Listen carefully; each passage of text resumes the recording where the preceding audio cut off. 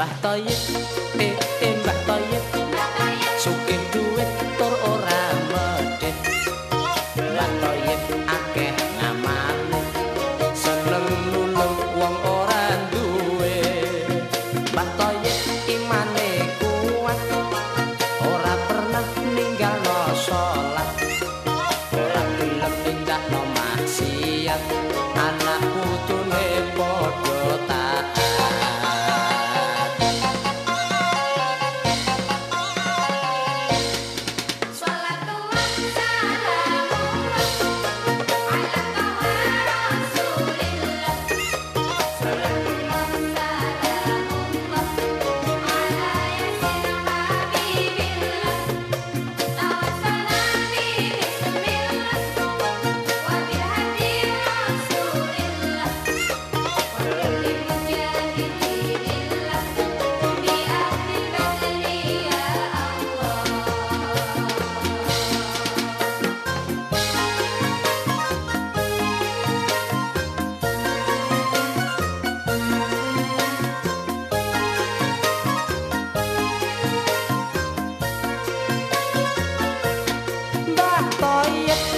Senenge ngaji, najan tuwa deres Quran ora lali.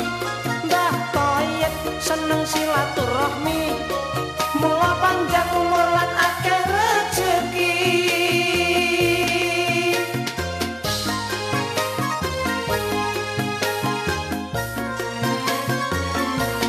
Mbah Toyib pancen senenge ngaji, najan tuwa deres Quran ora lali. Seneng silaturahmi, mula panjang umur lan akeh rejeki.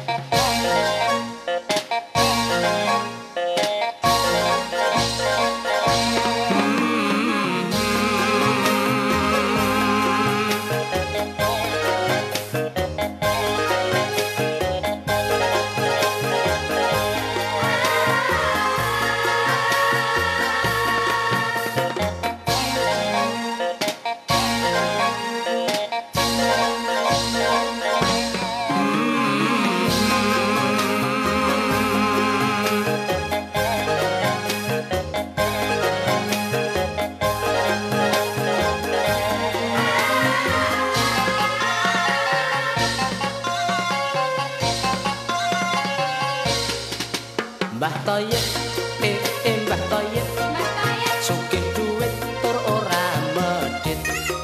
Mbah Toyib akeh ngamale, seneng nulung wong ora duwe. Mbah Toyib imane kuat, ora pernah ninggalno salat, ora gelem nindakno maksiat, anak putune padha taat.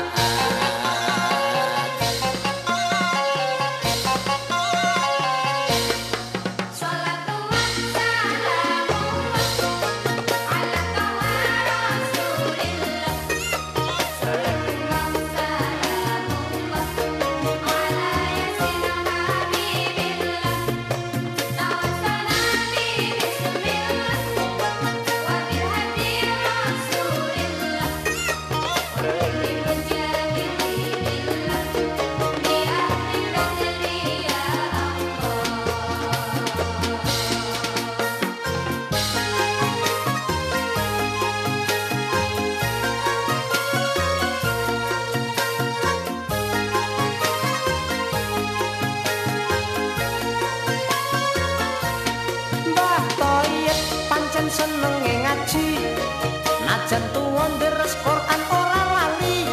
Mbah Toyib seneng silaturahmi,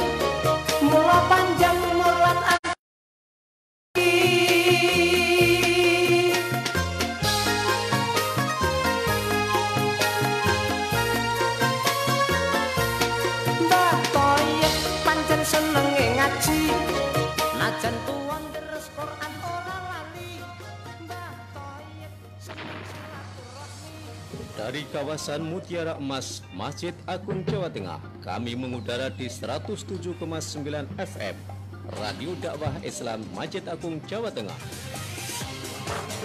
Setiap hari kami mengudara, mulai azan subuh hingga pukul 21 waktu Indonesia bagian Barat. Radio Dais, radionya umat Islam Jawa Tengah. Dais, terdepan dalam dakwah dan nada. Bismillahirrahmanirrahim. Assalamualaikum warahmatullahi wabarakatuh. Alhamdulillahirabbil alamin wa bihi nasta'inu ala umuri dunya waddin wassalatu wassalamu ala asrofil mursalin wa ala alihi wa sahbihi ajma'in wa la haula wa la quwwata illa billahil aliyyil azim. Raditu billahi rabbah wa bil islami dina wa bi Muhammadin nabiyya wa rasula. Rabbi zidni ilma warzuqni fahma, amin, amma ba'd. Pendengar Radio Dakwah Islam Masjid Agung Jawa Tengah dan juga pemirsa MACT TV Rohim Bakmuwah Senang Sari. Pada sore hari ini kita bisa bertemu kembali. Meski melalui udara, mudah-mudahan pendengar pemirsa dalam keadaan sehat. Sehingga perlu kita syukuri kesehatan itu. Mudah-mudahan Allah melimpahkan rahmat nikmat yang lebih banyak lagi. Dan salawat dan salam kita hancurkan kepada baginda Rasulullah Muhammad SAW. Mudah-mudahan kita termasuk umat yang setia. Di edisi Senin 6 April 2020 ini kita akan melanjutkan bahasan kita di Tafsir Al-Qurtubi. Hari ini kita akan membahas Ali Imran 101 yang pada intinya berpegang teguh pada kitab Allah. Nah, nanti pendengar pemirsa monggo sesi kedua bisa phone live langsung ke 6746352 atau SMS WA monggo 0821 336 70.000.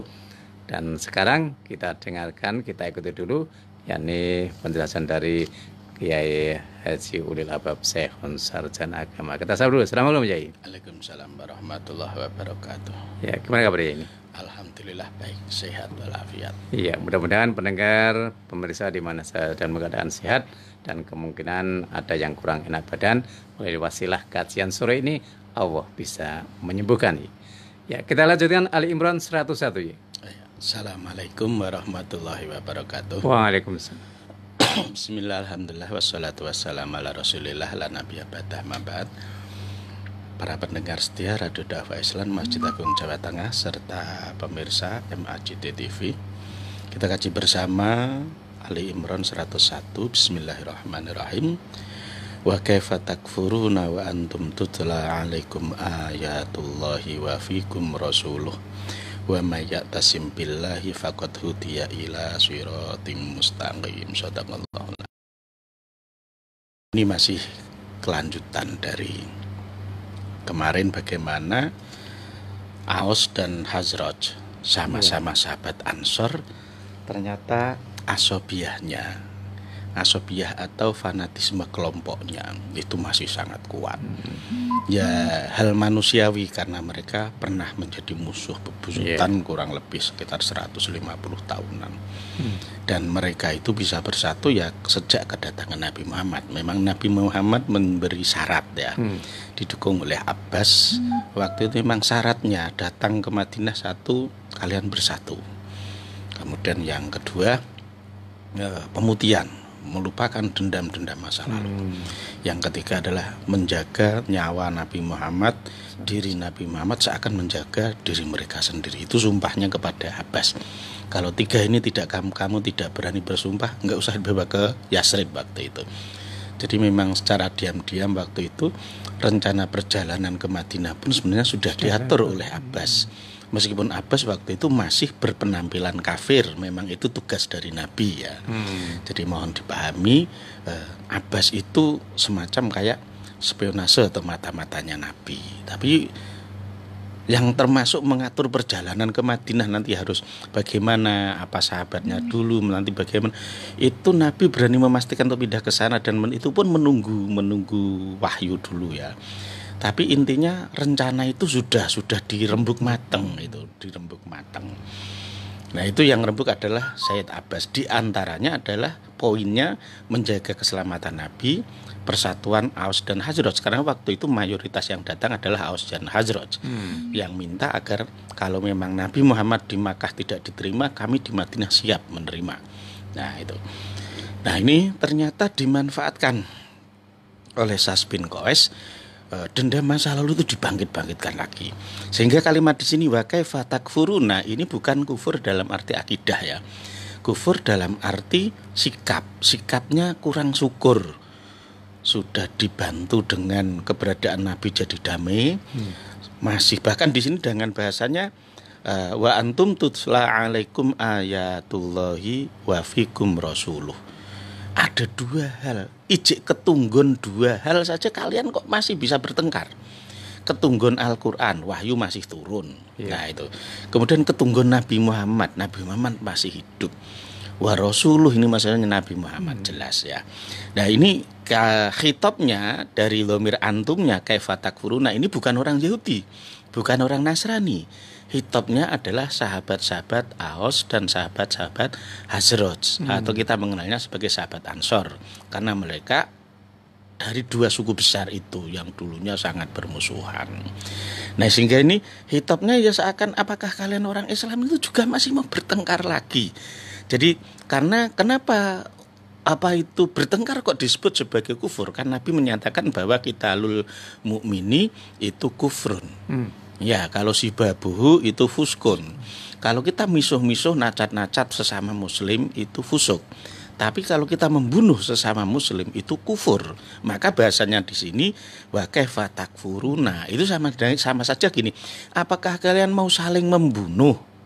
Kalian itu menjadi orang yang kafir karena membunuh sesama muslim. Jadi bukan karena takfuruna itu artinya murtad keluar dari agama Islam, bukan. Ini kaitannya dengan fanatisme kelompok Asobiyah mereka sangat kuat sehingga ini dimanfaatkan. Jadi orang-orang Yahudi tahu betul itu bahwa Aus dan Khazraj itu musuh bebuyutan dan biasanya itu fanatisme seperti itu akan mudah sekali dibangkitkan. Emosinya itu akan mudah sekali dibangkitkan. Nah, karena itu kadang ya kita contohkan seperti diri kita sendiri sajalah. Ketika kita itu secara sejarah itu sengit mangkel Indonesia pernah dijajah oleh Belanda. Meskipun seumur-umur saya kan nggak merasakan, tapi kalau baca sejarahnya kan masih sengit ya.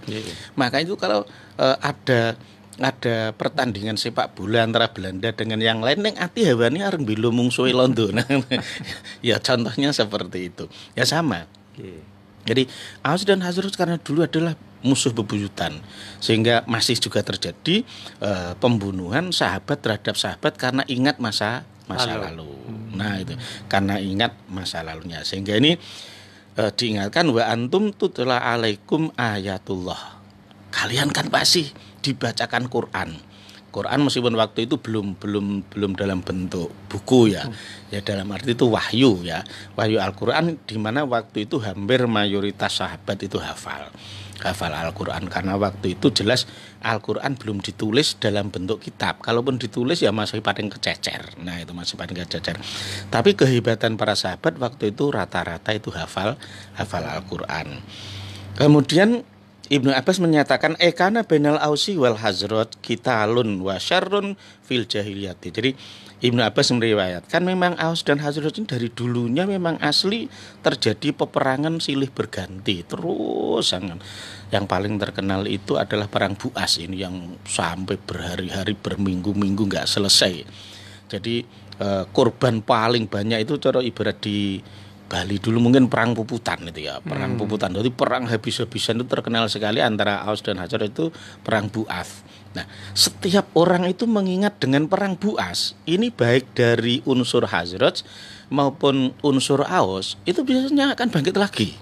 Bangkit dendamnya lagi. Nah, itu. Nah, keadaan psikologis ini dibaca oleh orang-orang Yahudi sebagai peluang untuk mengadu domba, dikompori lagi. Sehingga mari kita umat Islam yang ada di Indonesia, organisasi keagamaannya apapun, partai politiknya apapun, monggo lah. Kemarin itu pilihan presidennya siapapun, monggo lah.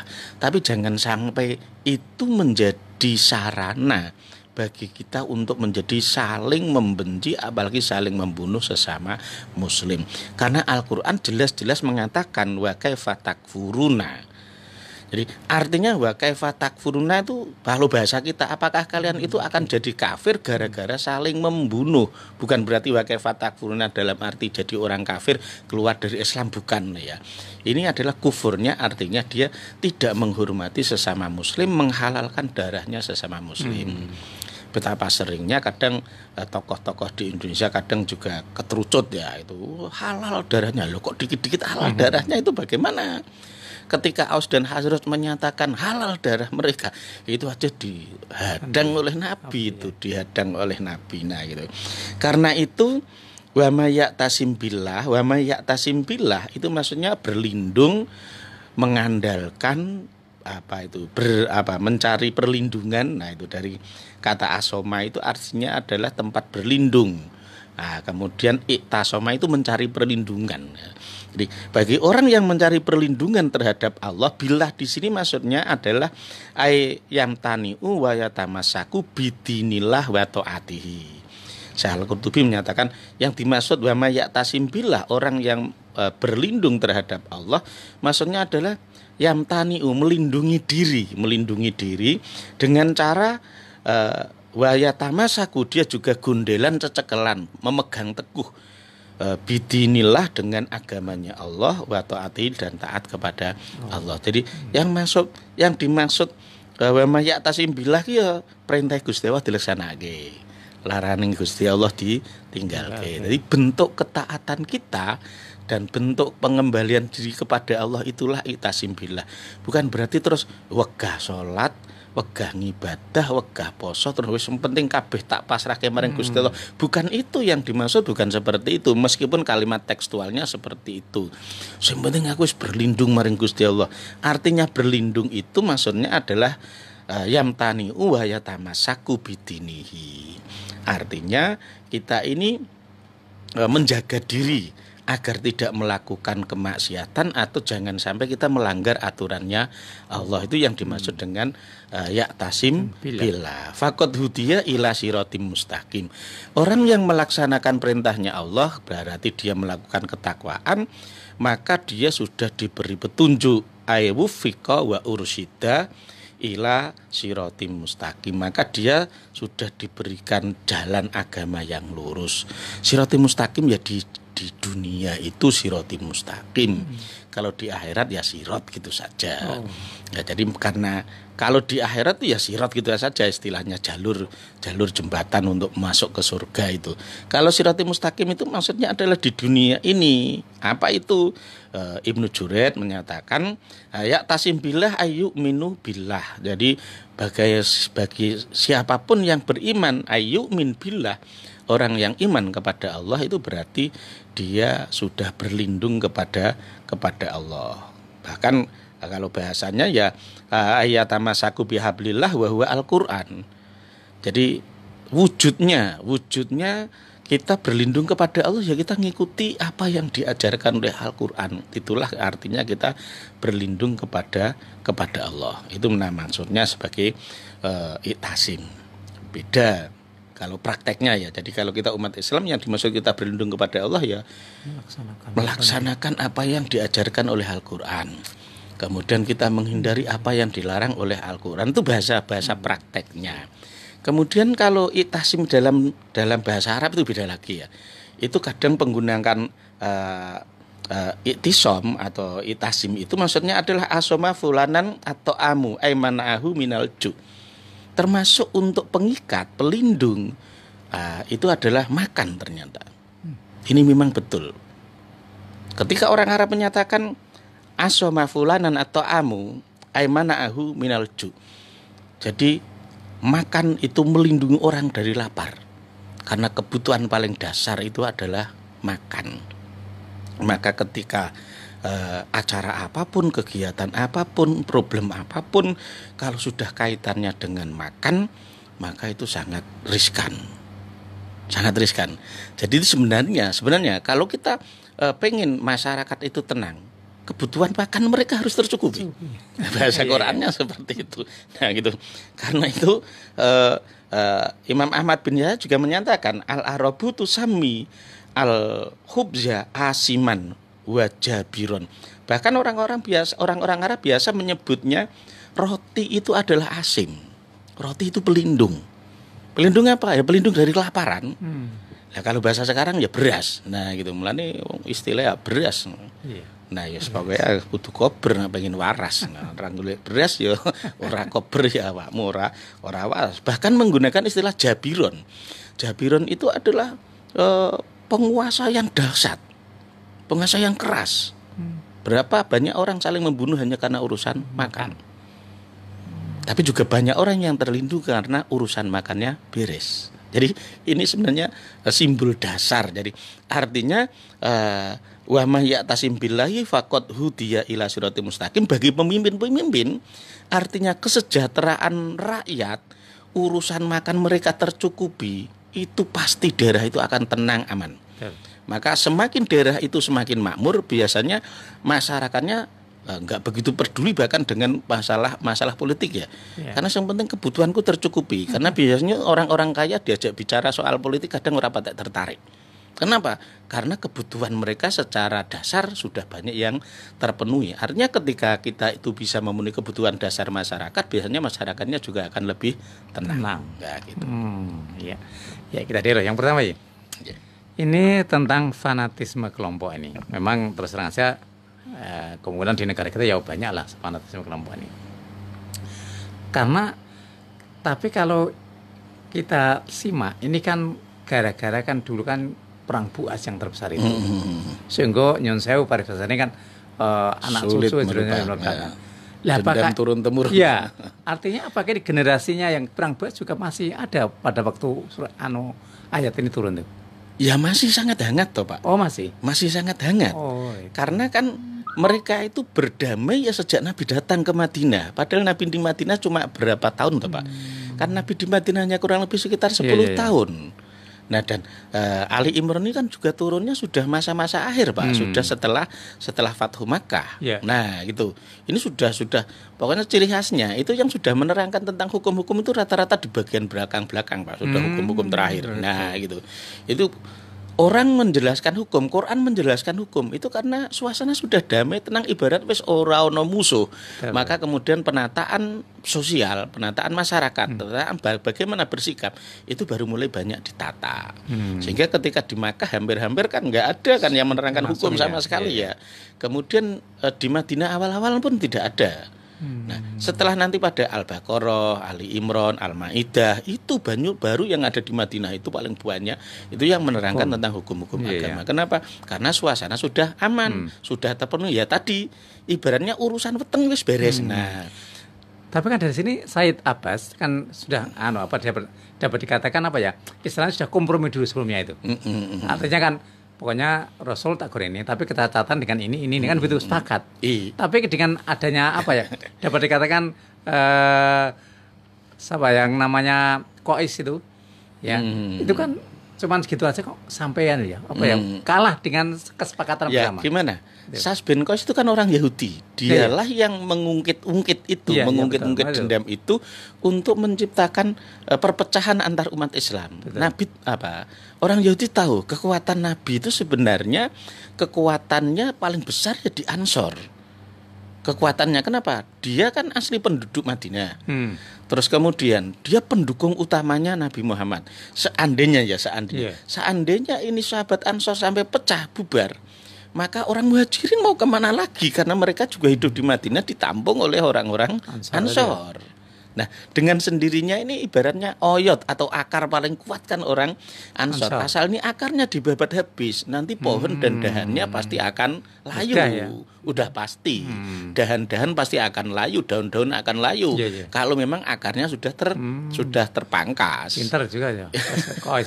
Ya. Nah, kemudian juga perjanjian antara Sayyid Abbas dengan orang-orang Aus dan Khazraj itu kan dengan para tokoh.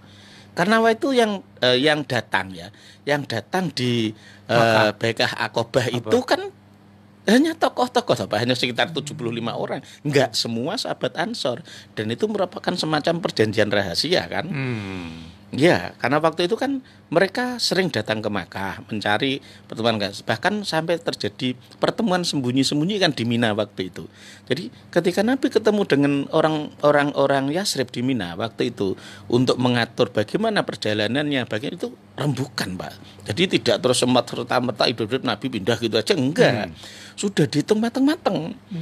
Nah, termasuk bagaimana mereka melakukan pertemuan, kemudian bagaimana nanti teknik perjalanan, itu sudah diatur semua. Termasuk yang ngatur itu Sayyid Abbas.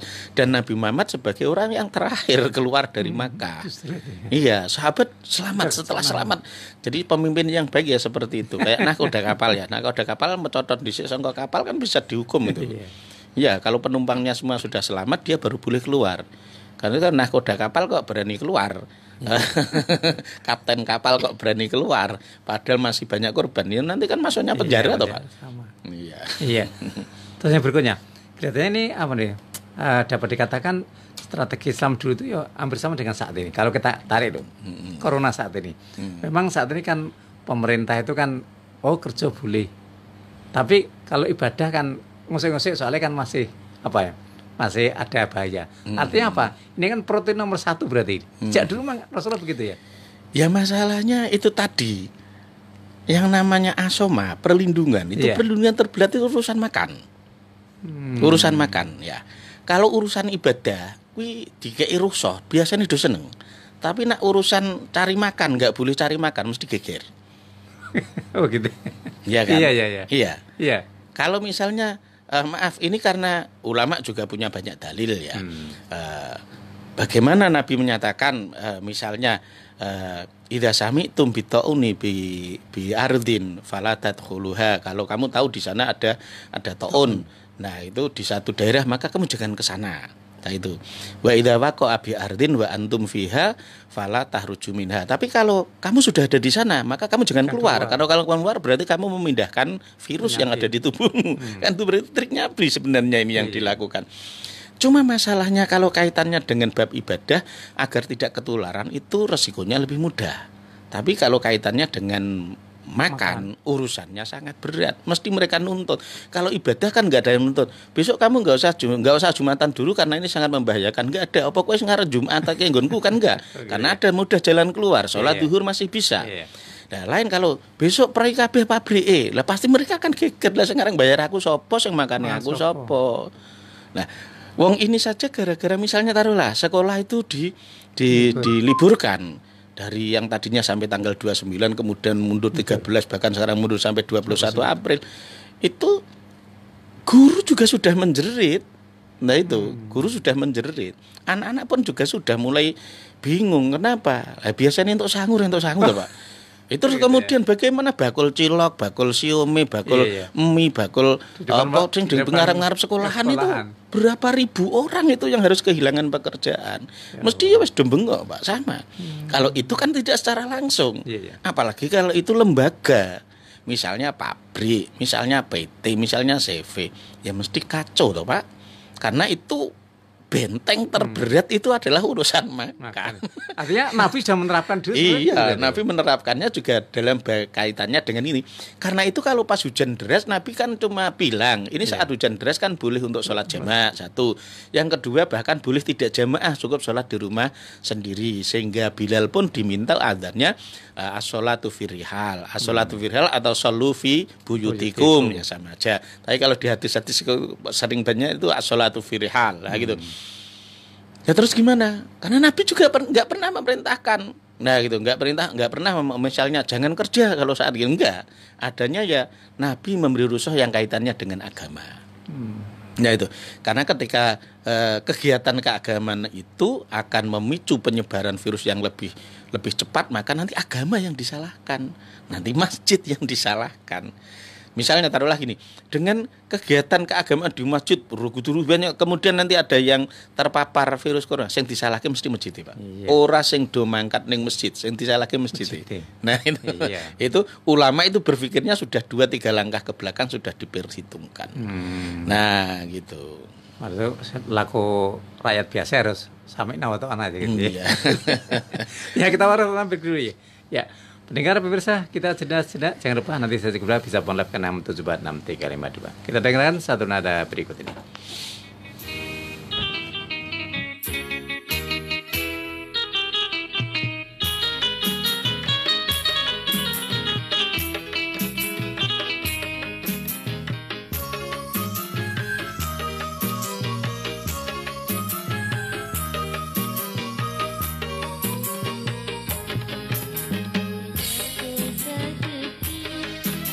Terus dilakukan,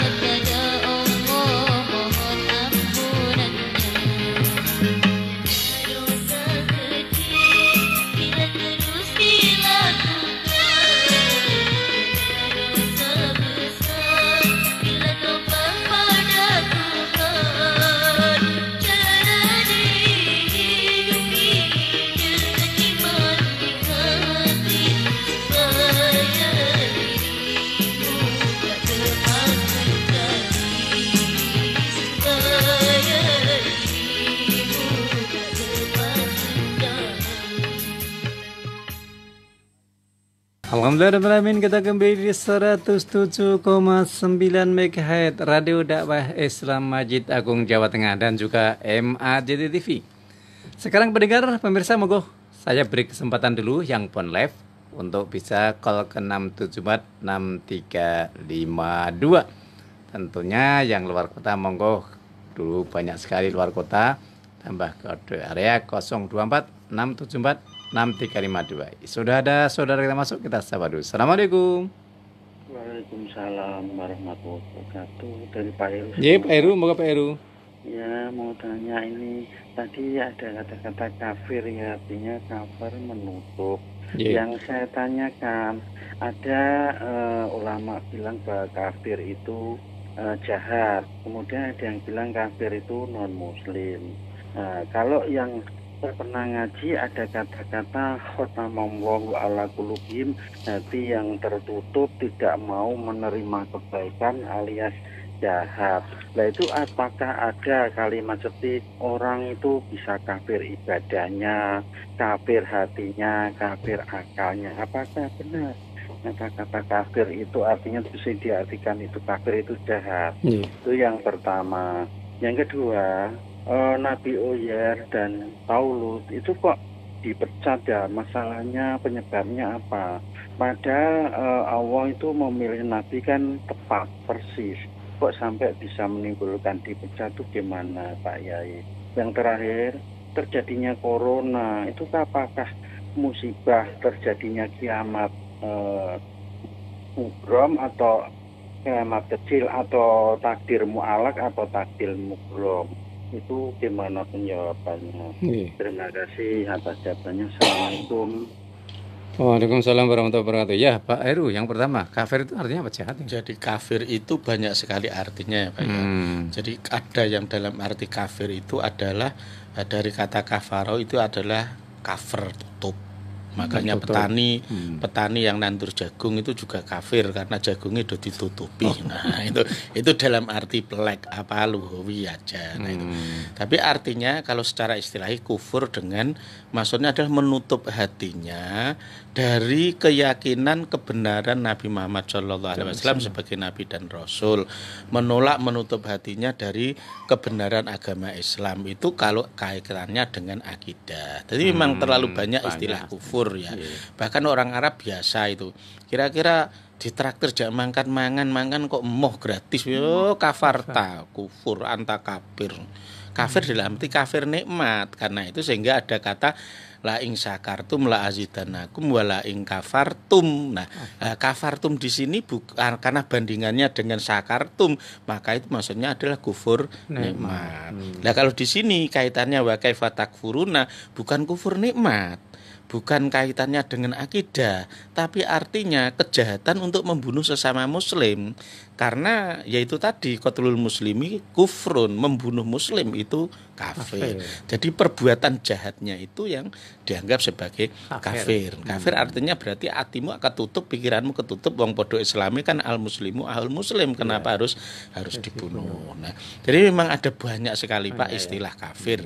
Nah, kemudian orang-orang non muslim juga kadang di Quran lebih banyak disebut sebagai bukan kafir, tapi sebagai ahlul kitab waktu itu. Nah, kemudian kalau itu qul ya ayyuhal kafirun waktu itu adalah khitabnya waktu itu kepada orang-orang politeisme, orang-orang para musyrikin, para penyembah banyak patung di Makkah, karena itu turunnya di Makkah.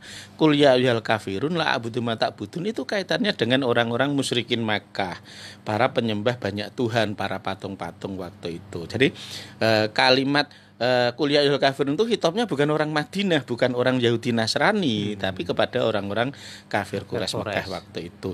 Sementara kalau di Madinah orang-orang Yahudi dan orang Nasrani lebih banyak dihitopi dengan alladzina utul kitab. Nah, gitu. Lagi. Yang kedua tadi, Nabi Uzair emang apa kok dipecat padahal itu kenapa? Nah gini, yang harus saya jelaskan. Jadi yang namanya Nabi dan Rasul dipecat itu ya bukannya berarti Allah salah memilih, enggak. Nah kalau seperti itu Allah menciptakan iblis tadinya juga malaikat Azazil itu juga membantu, bukan Nabi berarti Allah salah, enggak, memang Allah berkehendak seperti itu. Nah gitu sama. Jadi Nabi Uzair itu dipecat karena tidak yakin atau mempertanyakan tentang takdirnya Allah. Nah gitu. Apa Gusti Allah punya kudroh, iradah, punya keinginan dan kemampuan untuk bisa menghidupkan kembali desa yang sudah hancur. Jadi semacam misalnya datang ke suatu wilayah waktu itu bekas perkampungan, itu Nabi Uzair cuma mempertanyakan apa ya mungkin Gusti Allah bisa membuat desa yang sudah roboh hancur seperti ini akan menjadi perkampungan yang makmur lagi. Sehingga akhirnya dipecat oleh malaikat Jibril dengan cara dimatikan selama 100 tahun. Sehingga setelah 100 tahun dibangkitkan lagi. Waktu itu dia dimatikan umur 50 tahun. Sehingga akhirnya ketika dia dibangkitkan berarti udah 150 hitungannya, tapi dia dibangkitkan umur masih tetap sama. 50. Ya sehingga ketika pulang akhirnya ya cucunya aja jauh lebih tua daripada Nabi Uzair. Nah gitu. Itu sekaligus untuk membantah kalau orang yang sudah mati kemudian hidup boleh dicap sebagai Tuhan. Bagaimana kan, maaf waktu dari kalangan non muslim ada yang menganggap karena dia sudah mati sekian hari kok bangkit lagi mengalahkan maut berarti dia Tuhan. Berarti kan bisa terbantah juga dengan peristiwa Nabi Uzair. Nabi Uzair itu bahkan 100 tahun. Bahkan Ashabul Kahfi itu bahkan sampai 319 tahun. Itu kan lebih lama lagi. Nah, gitu.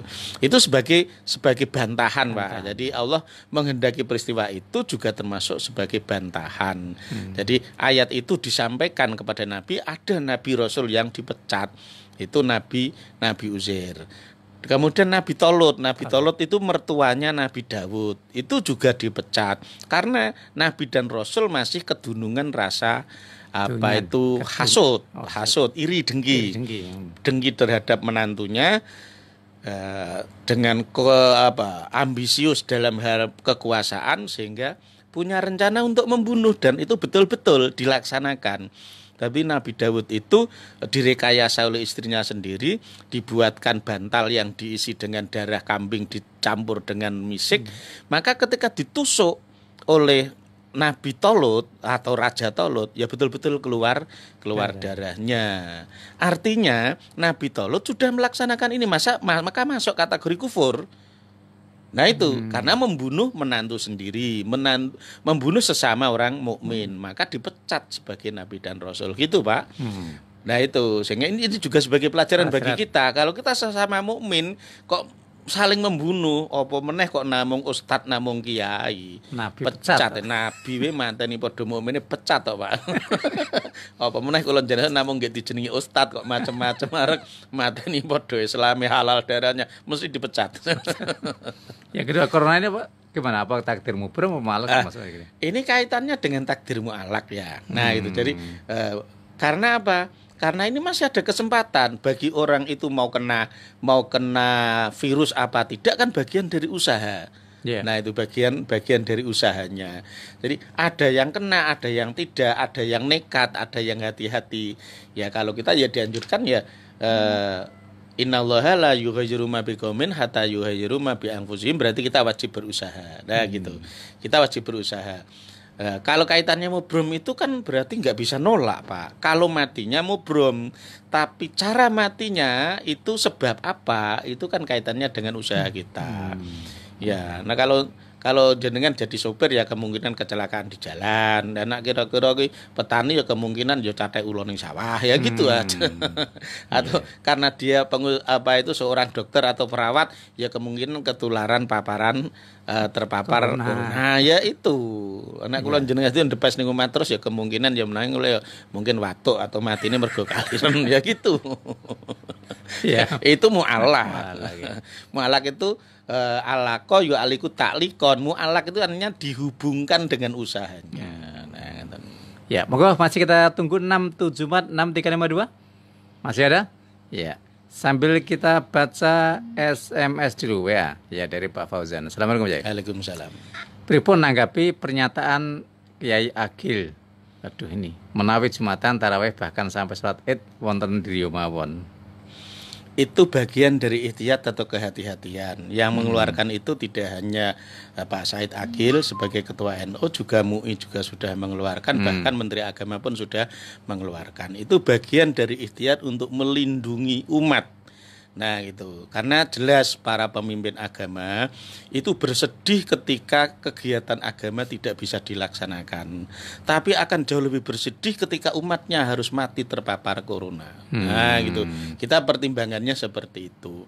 Kita pasti bersedih ketika kita tidak bisa Jumatan, tapi kita akan jauh lebih menangis ketika para jamaah yang Jumatan nanti terpapar corona. Kita harus lebih bersedih itu. Nah, Madarotnya itu gitu. Iya, Darul Mafasid muqaddamun ala jalbil masoleh.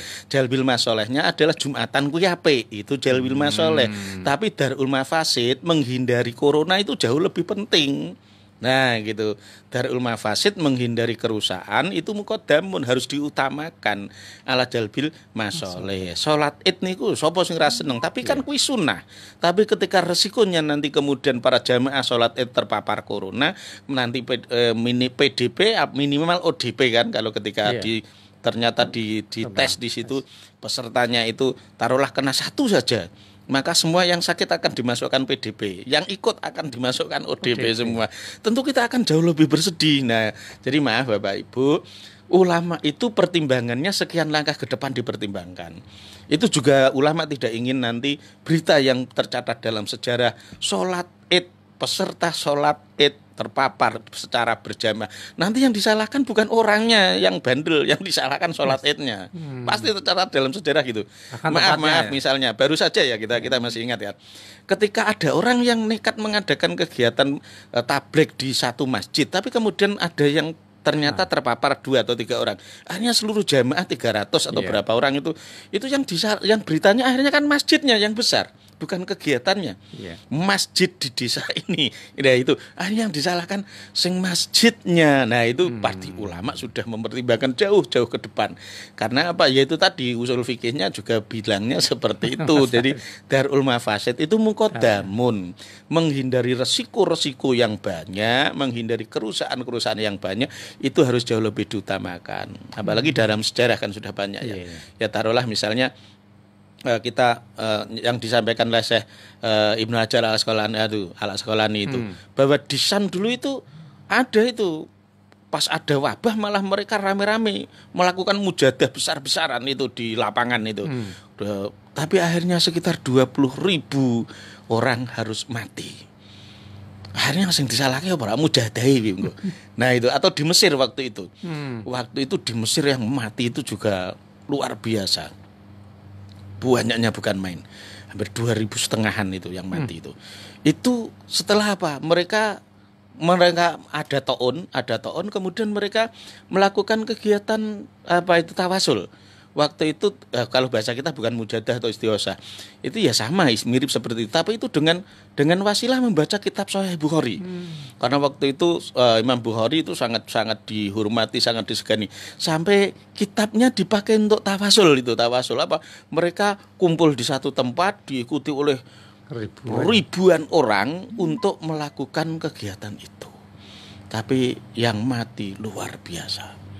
Nah itu kan ulama-ulama pasti nggak lupa dengan sejarah itu. Ya, jadi tidak ingin nanti jamaah Id, jamaah sholat tarawih nanti kemudian ada yang terpapar, kemudian nanti yang disalahkan pasti bukan jamaahnya, yang disalahkan adalah tarawihnya, yang disalahkan nanti sholat Idnya.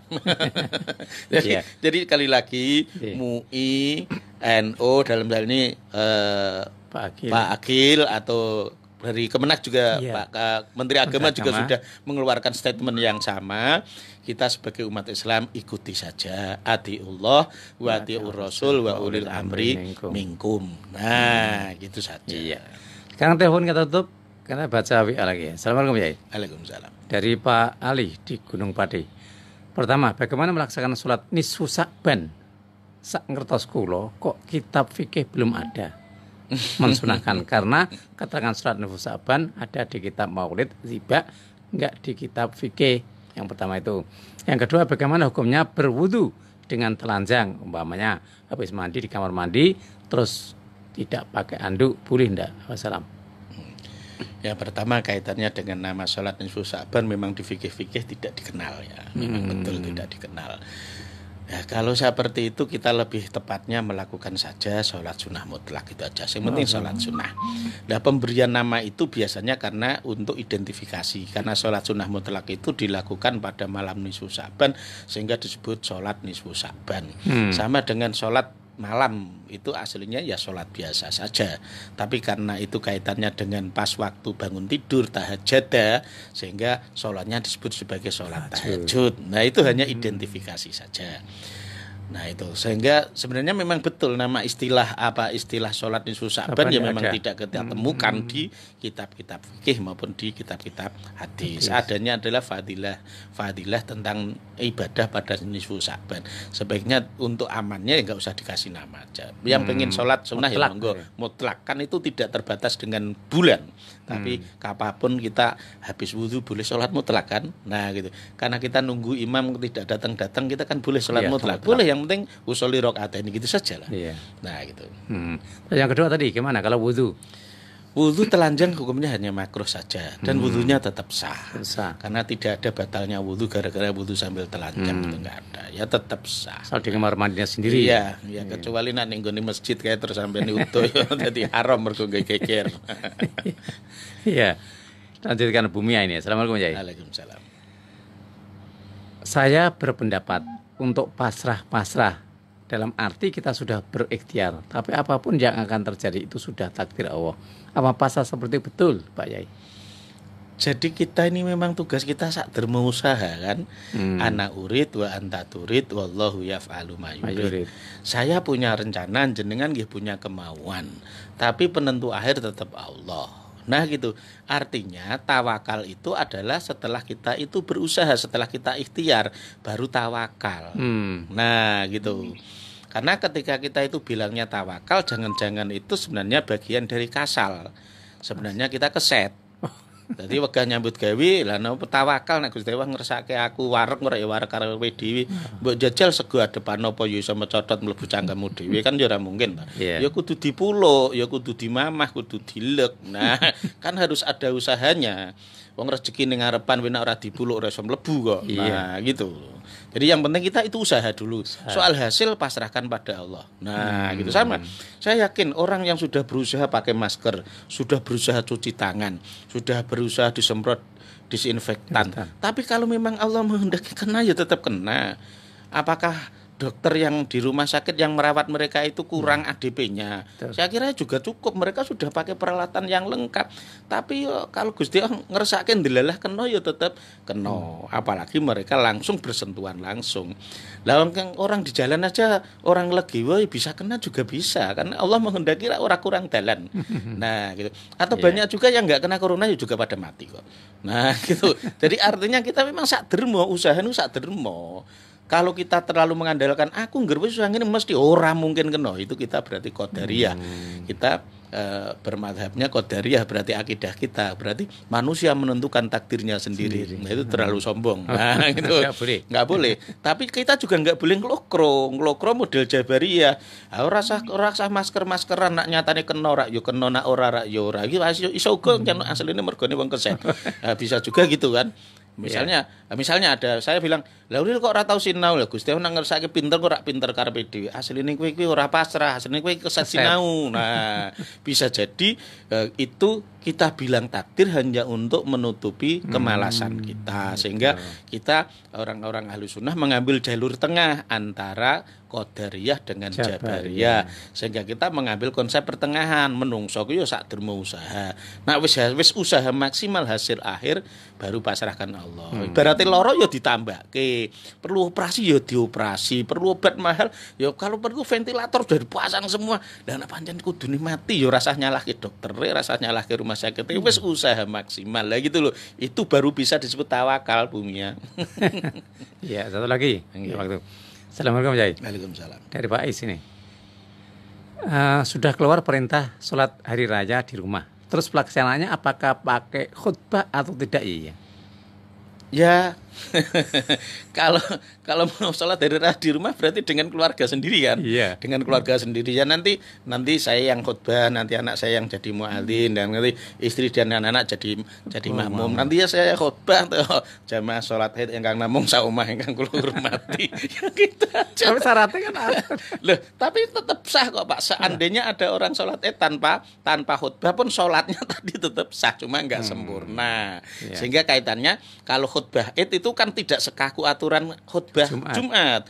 Kalau khutbah Jumat harus ada khutbah awal dan khutbah tsani dan dipisah dengan duduk. Kalau khutbah Id misalnya loh, seandainya ada orang disengaja itu sholat Id itu khutbahnya tanpa duduk, khutbah awal langsung tutup dengan doa salam itu juga tetap sah, nggak mempengaruhi keabsahan sholat Idnya. Nah gitu loh. Kan lain kalau dengan khutbah Jum'ah ya. Kalau khutbah Jum'ah itu kan bagian dari syarat rukunnya Jumat ya. Kalau khutbahnya nggak sah kan sholatnya Jumat juga nggak sah.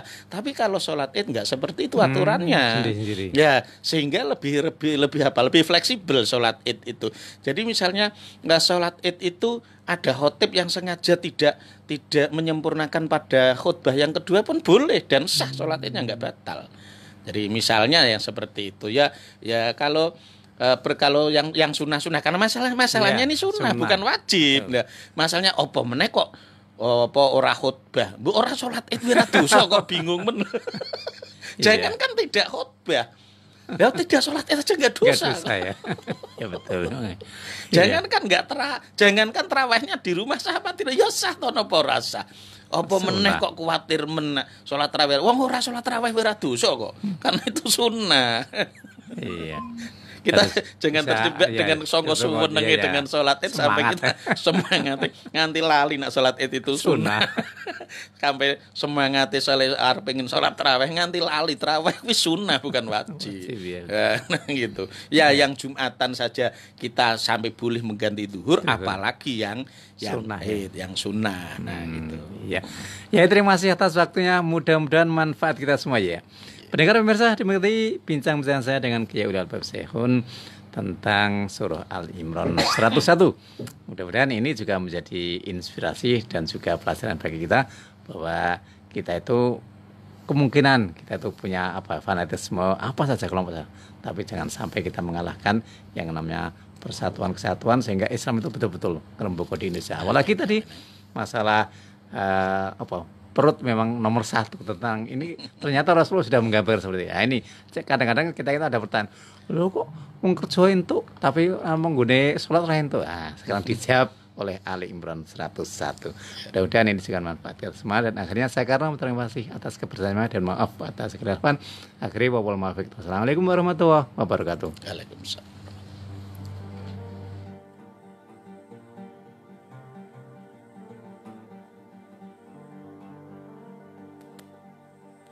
صلاة